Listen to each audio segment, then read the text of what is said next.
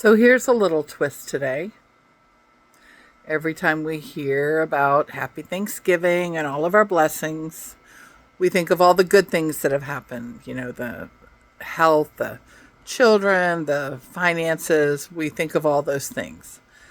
But does it ever occur to you that sometimes the things that you thought were horrible and devastating may have been the very best thing for you?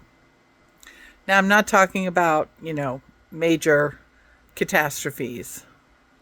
I'm talking about the things that God does not allow to have happen in our lives that we thought we wanted.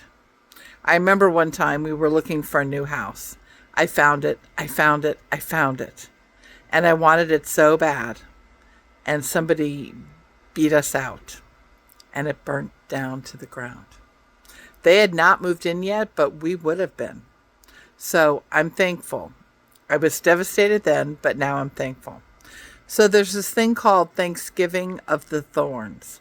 It's where you take beautiful roses with all the thorns on the stems and you cut off the flower.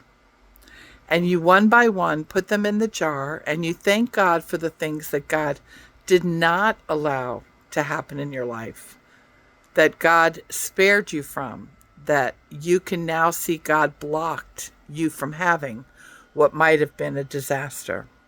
So sometimes we have to stop and think of the times in our life that have been difficult and look back and say, that truly was a blessing.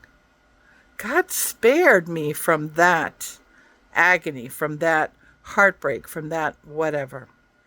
So I do wish you a happy, happy, blessed Thanksgiving. But I also hope and pray that you think of the ways that God has spared us, saved us, and allowed us to not have to deal with the consequences of something. So remember the Thanksgiving of the Thorns. And sometimes I've done this with my family.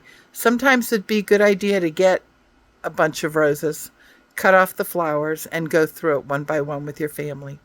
What are you thankful for that never happened? All right. Have a blessed day. Bye-bye.